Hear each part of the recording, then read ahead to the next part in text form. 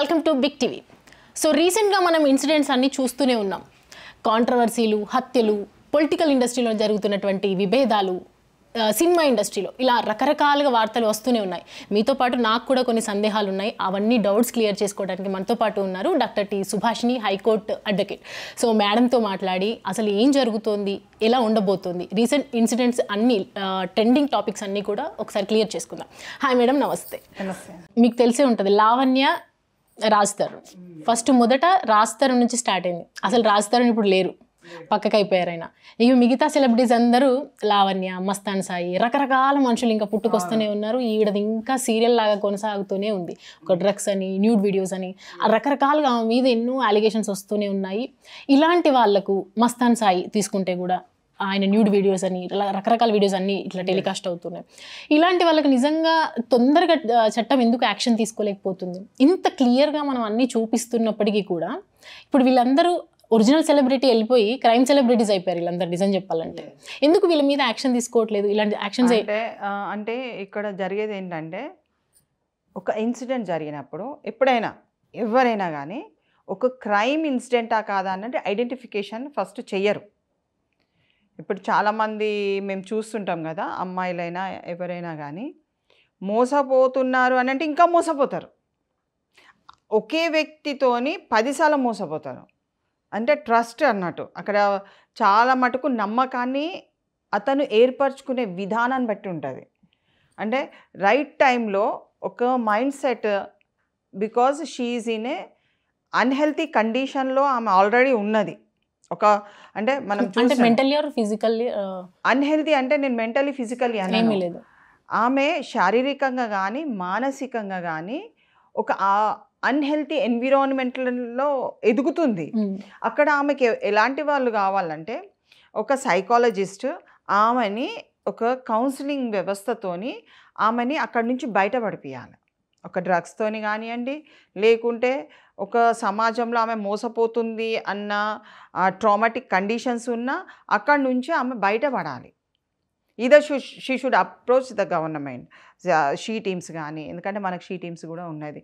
నాకు ఇట్లా అవుతుంది మేడం అంటే వాళ్ళు they will give the suggestions. అలా వెళ్ళవలసిన దారిలో ఆమె ఏమైంది, మస్తాన్ అనే వ్యక్తికి దొరికిపోయింది.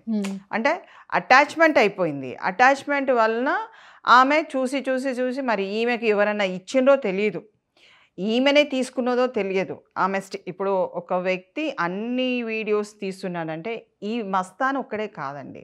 ఇప్పుడు మన సమాజంలో ఇలాంటి వాళ్ళు 100 మంది ఉన్నారు, 100 మంది. ఒక్కొక్కరు ఆఫీస్లో వర్కింగ్ చేస్తున్న విమెన్ పైన ఇలాంటి అంటే ఇలాంటి వాళ్ళు అటాకింగ్ చేస్తున్నారు.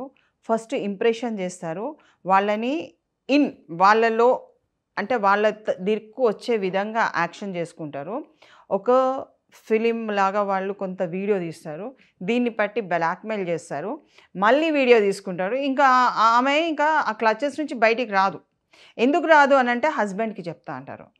ఇలాంటి వాళ్ళు నేను చూసిన చాలా కేసెస్లలో ఇలాంటి వాళ్ళు పోలీస్కి కంప్లైంట్ చేస్తే వాడు దొరకడు. వాడు హ్యాకింగ్ మెథడ్స్లలో ఉంటారు వాళ్ళు. ఫోన్స్ వాళ్ళ దగ్గర 10-20 సిమ్స్ ఉంటాయి. ఒక సిమ్ ఎక్కడనో రాజస్థాన్లో చూపిస్తుంది, ఒక సిమ్ ఒరిస్సా చూపిస్తుంది. సో పోలీస్కి నీకు వాళ్ళు ఎప్పుడైతే ఆపరేషన్ స్టార్ట్ చేసిండో ఇది ఫోన్ ఇక్కడ అవైలబుల్ లేదని చూపిస్తుంది. ఎందుకు? బికాజ్ ద కనెక్షన్ ఆ సెటప్లో ఇలాంటి వాళ్ళు దే మేబీ వన్ గ్రూప్గా ఉండొచ్చు, మేబీ సింగిల్గా కూడా ఉండొచ్చు. ఎందుకంటే మొన్న రీసెంట్గా కూడా కుక్కట్పల్లిలో కూడా ఒక కేసు ఇలాంటిదే నమోదైంది, ఆల్రెడీ ఎఫ్ఐఆర్ అయింది. అమ్మాయిని మాత్రము అంటే మ్యారీడ్ వాళ్ళే కపుల్స్ని.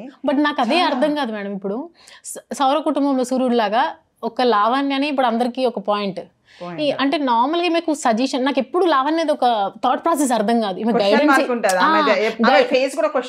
అంతే అంటే సామెతలు చెప్తారు కదా, 100 ఒక అబద్ధం చెప్తే దాని వెంట ఇంకోటి అంటే తప్పించుకోవడానికి ఆమె కథలు రకరకాలుగా చేస్తూనే ఉంది ప్రయత్నాలు, కానీ దొరికిపోతుంది.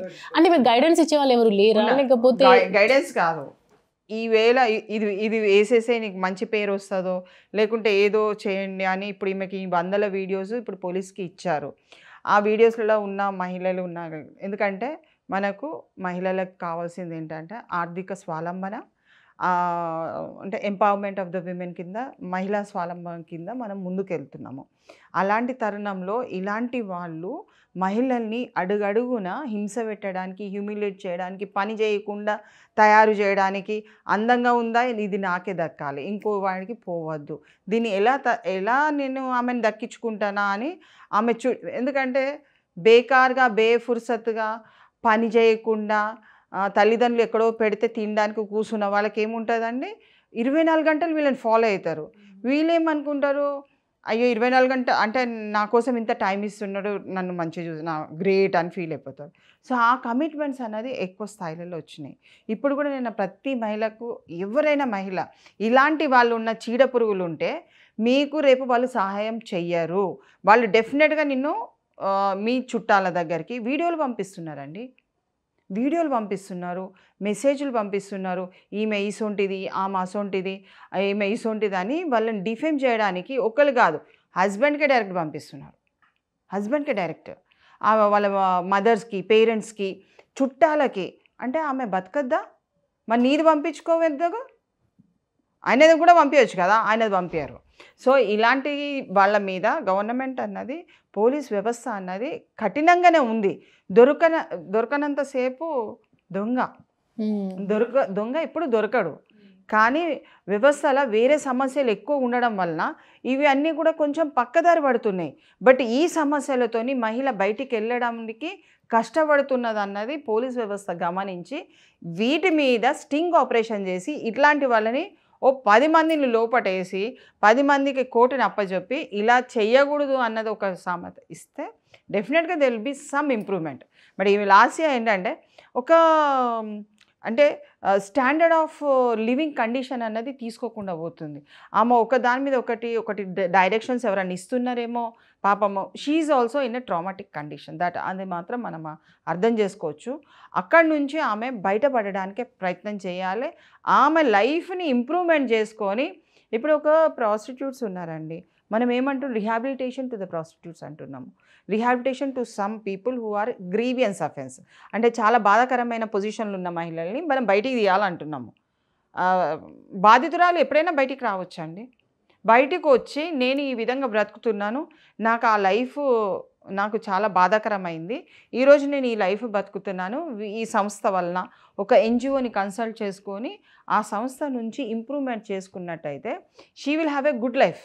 ఈ క్లచెస్లో పడదు. కాబట్టి ఆమె ఇప్పుడు ఈ కేసుకు ఉంటే ఈ కేసు, ఇంకేమైనా కేసులు ఉంటే ఇప్పుడే వేసేసుకోవాలి. ఆమె మళ్ళీ తవ్వుకోకుండా ఆమె జీవితాన్ని ఒక ఒడ్డున చేర్చుకొని she should find her own way ప్లెజెంట్గా. అప్పుడు ఏమవుతుందంటే మహిళలకు అరే దీంట్లో వెళ్తే దాంట్లోకి వెళ్ళి బయటికి రావచ్చు అన్నది ఒక భరోసా అన్నది ఉంటుంది. కాబట్టి Hyderabad is a place of, నువ్వు క్రైమ్ చేయి, ఏదైనా చేయి, ఎక్కడో ఒక దగ్గర దొరికిపోతావు, కరెక్ట్, ఏదో ఒక దగ్గర దొరికిపోతుంది. కానీ క్రైమ్ చేసి నేను తప్పించుకొని పోతా, కుక్కర్లో ఉడకబెట్టి మహిళల్ని చేసుకుంటా అని అంటే కుదరదు. ఇలాంటి నువ్వు నాకెడ్గా చెయ్యి, ఏం చేయి, మనిషి అండి, ఒక మనిషి ఏమున్న, మనిషి ఒక మాంసం ముద్ద. నువ్వు అందరికీ ఒక మహిళని మాంసం ముద్ద చేసి వీడియోలు తీసుకొని నువ్వు చూపించి ఏముంది దాంట్లో? We are human beings. If you are showing nakedly, అంత టేస్ట్ఫుల్గా నీకు అనిపిస్తే నేను ఇంట్లో పెట్టుకో. నువ్వు బయట వీడియో తీసి ఇప్పుడు ఆమెతోని ఏదైనా చేసిన తప్పు నువ్వు వీడియో తీయాల్సిన అవసరం ఏమన్నది? Did she give the permission? దీనికి చట్టాలు చాలా స్ట్రాంగ్ ఉన్నాయండి. మీరు అంటే మహిళలకు తెలియదు, వాళ్ళు ఈ తప్పులు ఇరుక్కుపోయినరా అని చెప్పేసి ఒక బెంగతోని, భయంతోని బయటికి రాకుండా ఉద్యోగాలు కూడా మానేసిన మహిళలు ఉన్నారు. అలా చేయవలసిన అవసరం లేదు. You are very strong, you can fight for it. నీకు తప్పు అనిపిస్తే చల్ బై, నువ్వు నా వీడియో ఎట్లా తీస్తావు అడిగేసేయండి. దమ్ము ధైర్యం ఉండి అడగాలి. నువ్వు అడగనంత కాలం నువ్వే తప్పవుతావు. నువ్వు సాటంగా దాచుకుంటే ఏం లేదు. నీ వీడియోనే బయట పెడుతున్నాడు అతను, నువ్వు సాటంగా ఎందుకు దాచుకోవాలండి? నీకు ధైర్యం ఉండి ముందుకెళ్ళాలి. Last year she has done a good thing at the most. మహిళల్ని కాపాడుకోవడానికైనా ఆమె చేయవలసింది చేసింది. So she has to do it, she has done it. అంటే లేటుగా అయినా కానీ కొంత చేసింది. ఇలాంటి మస్తాన్ లాంటి వాళ్ళు 100 మంది హైదరాబాద్లో చుట్టుపక్కల ఏరియాస్ని బట్టి ఉన్నారు. ఏరియాస్ని బట్టి ఉన్నారు. So they want to catch the women, ఒక క్లచ్లో పెట్టి అసలు బంధించేసి ఇంకా ఆమెను బయటికి అసలు ఆమె హోప్ అనేది లేకుండా పోతున్నది. కాబట్టి ఆ హోప్ని మనం క్రియేట్ చేస్తూ చట్టాలు స్ట్రాంగ్గా ఉన్నాయి. అబ్యూజింగ్ ఆఫ్ ద విమెన్ చాలా శిక్షలు కూడా ఉన్నాయి. 2 నుంచి నీకు 1 ఇయర్ నుంచి 2 ఇయర్స్ 3 ఇయర్స్ కూడా ఉన్నాయి. ఇంకా పెద్దగా పోతే ఇంకా ఎక్కువ ఉంది. కాబట్టి దీంట్లో భయపడవలసిన పని లేదు. హరాస్మెంట్ అయినా, హ్యూమిలియేషన్ అయినా, అబ్యూజ్ అయినా ఏది ఉన్నా సరే అమ్మాయిని నాకెడ్గా తీసిందంటే ఆయన శిక్ష అర్హుడు. నువ్వు ఉత్త కాల్ చేసి కూడా మీరు వేయచ్చండి. నువ్వు వెళ్ళవలసిన అవసరం లేదు. పోలీస్ స్టేషన్కి 10 సార్లు తిరగవలసిన అవసరం లేదు. పోస్ట్ వేయండి, వాళ్ళే పిలిపించుకుంటారు. పిలిస్తే వెళ్ళండి, లేకుండా గమనం ఉండండి. అంత పై అధికారికి ఇచ్చేయండి. కానీ పోలీస్ స్టేషన్ తిరిగి అలసిపోయింది అన్నది అది చాలా మన యొక్క నమ్మకాన్ని తక్కువ చేస్తుంది పోలీస్ వ్యవస్థ మీద. కాబట్టి అట్లాంటిది కాకుండా ఇలాంటి వాళ్ళకి తప్పకుండా జ్యుడిషియరీ అనేది శిక్షలు పడుతున్నాయి, ఇంకా పడవలసిన అవసరం ఉన్నది.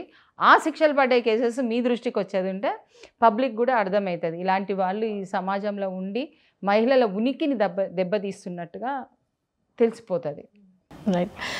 సో అది చూసారు కదా, అడ్వకేట్ సుభాషిణి గారు చెప్పినటువంటి వ్యాఖ్యలు. ఆమె లైఫ్ ఎక్స్పీరియన్స్తో కానీ, ప్రొఫెషనల్గా ఉన్నటువంటి ఎక్స్పీరియన్స్తో కానీ హౌ హ్యూమన్ షుడ్ బి అన్నీ చెప్పారు ఆవిడ. చట్టపరంగా ఎలా ముందుకెళ్ళాలి, అమ్మాయిలకి ప్రాబ్లమ్స్ వస్తే ఎలా ముందుకెళ్ళాలి, జెన్యున్గా రిలేషన్లో ఎలా ఉండాలి, ఇవన్నిటి గురించి కూడా క్లారిటీ ఇచ్చారు. రీసెంట్గా జరుగుతున్నటువంటి ఇన్సిడెంట్స్ అన్నిటి టాపిక్స్ మీద కూడా అందరికీ అవేర్నెస్ కల్పించేటట్టుగా మాట్లాడారు ఆవిడ. Thank you madam, thank you so much. For more videos like this, subscribe Big TV channel.